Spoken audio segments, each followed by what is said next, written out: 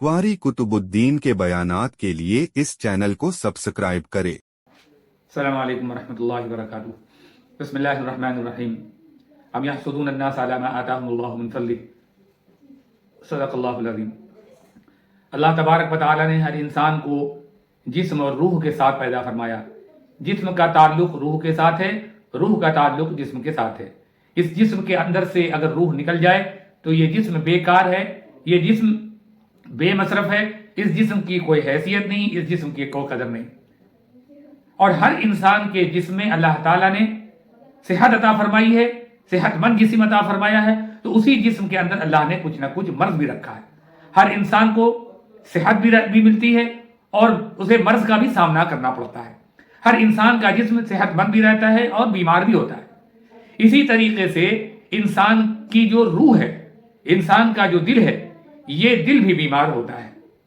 लेकिन इंसान का जो जिस्म है, जब ये बीमार होता है तो इसे डॉक्टर की जरूरत पड़ती है, इसे हकीम और तबीब की जरूरत पड़ती है, इसे अच्छे और मुनासिब इलाज की जरूरत पड़ती है।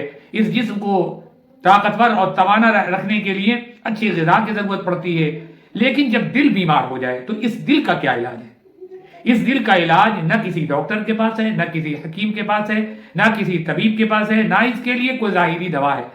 इस दिल बीमार दिल का वाहिद इलाज है अल्लाह का जिक्र। इस बीमार दिल का वाहिद इलाज है अल्लाह का तकवा। इस बीमार दिल का वाहिद इलाज है जिक्र खैर, आमाल खैर और अल्लाह का जिक्र। ये दिल बीमार जब होगा तो इसको तस्कीन और इसे शिफा सिर्फ अल्लाह के जिक्र से मिल सकती है। और हर इंसान के दिल की अलग अलग कैफियत होती है।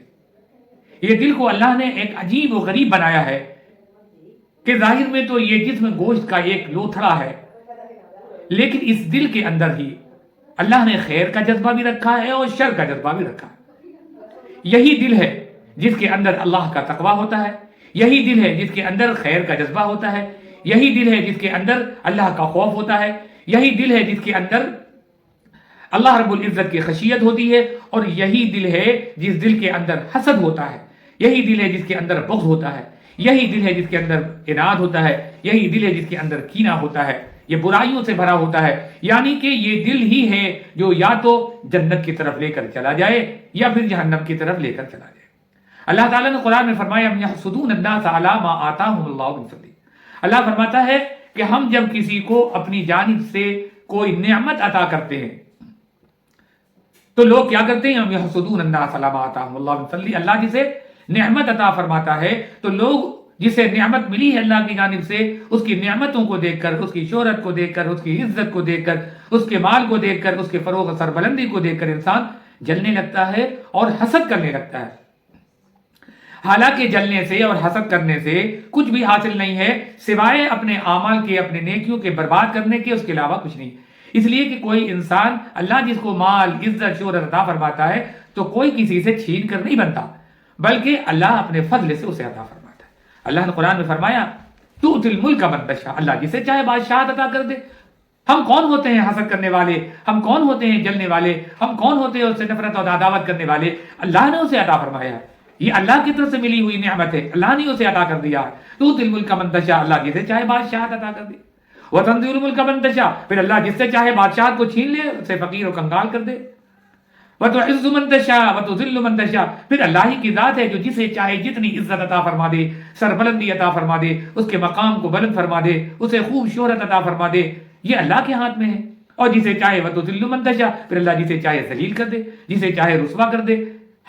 हमारे चाहने से हमें इज्जत नहीं मिल सकती।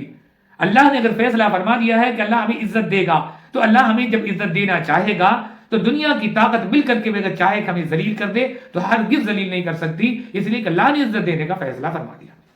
और पूरी दुनिया चाहकर अगर चाहे कि इज्जत दे दे और अल्लाह ने फैसला कर लिया कि उसे जलील करना है, तो कोई किसी की मजाल नहीं कि उसे कोई इज्जत दे दे, इसलिए कि अल्लाह का ही फैसला नहीं है। तो अल्लाह के हाथ में इज्जत भी है, अल्लाह के हाथ में जिल्लत है, अल्लाह के हाथ में बादशाहत है। वही सबको फकीर और कंगाल बनाता है, खल्लाज बनाता है, इज्जत देता है, सरबलंदी देता है। इसलिए इंसान को हसद से परहेज करना चाहिए।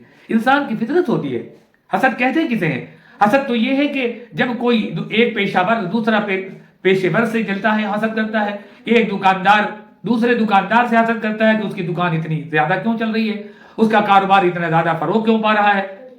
یا کوئی ہم منصب ہے، کسی عہدے پہ فائز ہے، تو ایک عہدے والا دوسرے عہدے والے سے جلن کرتا ہے، حسد کرتا ہے، حالانکہ مقام تو اللہ عطا فرما رہا ہے، کاروبار میں ترقی تو اللہ عطا فرما رہا ہے، دینے والا تو اللہ ہے، ہمارے حسد کرنے سے کچھ حاصل نہیں ہوتا، لیکن انسان فطری طور پر حسد میں مبتلا ہوتا ہے، اور حسد میں مبتلا ہو کر یہاں تک پہنچتا ہے کہ اس کے دل میں ایک تمنا اور حسرت ہوتی ہے کہ کیسے یہ عزت والا ذلیل ہو جاتا، کیسے یہ عزت والا ذلیل و رسوا ہو جاتا، اس کی عزت نیلام ہو جاتی۔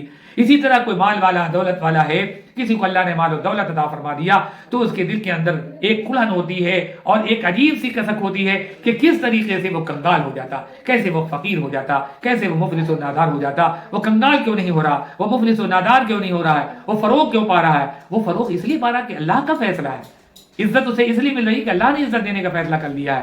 اس لیے اللہ نے فرمایا کہ حسد نہ کیا کرو، جلا نہ کیا کرو، بلکہ اپنے لیے دعا کیا کرو کہ اللہ تعالیٰ ہمیں بھی اپنے فضل سے عطا فرما دے۔ اور اللہ کے نبی جناب محمد رسول اللہ صلی اللہ علیہ وسلم نے فرمایا کہ انسان جب کسی سے حسد کرتا ہے تو حاسد کا حال کیا ہوتا ہے، اس کا ٹھکانہ اور انجام کیا ہوتا ہے؟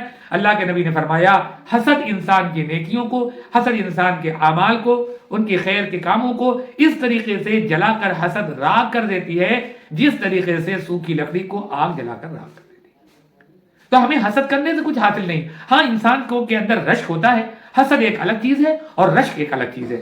رشک کا مطلب یہ ہے کہ کسی کو ہم نے دیکھا کہ کوئی مال والا ہے، کل تک وہ غریب تھا، آج اسے مال حاصل ہو گیا، کل تک وہ جھوپڑی میں تھا، آج محل والا ہو گیا، تو ہم بھی یہ اللہ سے دعا کریں اور یہ تمنا کریں اور رشک کریں کہ جس طریقے سے وہ مال والا ہو گیا کاش ہم بھی ایسے ہی مال والے ہو جاتے، کاش وہ ہم بھی اسی کی طرح دولت مند ہم بھی ہو جاتے، اللہ ہمیں بھی مال والا بنا دیتا، اللہ ہمیں بھی محل والا بنا دیتا، اللہ ہمیں بھی عزت والا بنا دیتا۔ تو یہ دعا کرے کہ اللہ تعالیٰ ہمیں اپنے فضل سے ہمیں بھی عزت اور شہرت اور نعمت اللہ اپنے فضل سے عطا فرما دے۔ لیکن حسد کرنا یہ ایمان کی علامت نہیں ہے اور مومن کی پہچان نہیں ہے، حسد سے ایمان برباد ہو جاتا ہے۔ اللہ کے نبی نے فرمایا کہ حسد نیکیوں کو جلا کر خاک کر دیتی ہے۔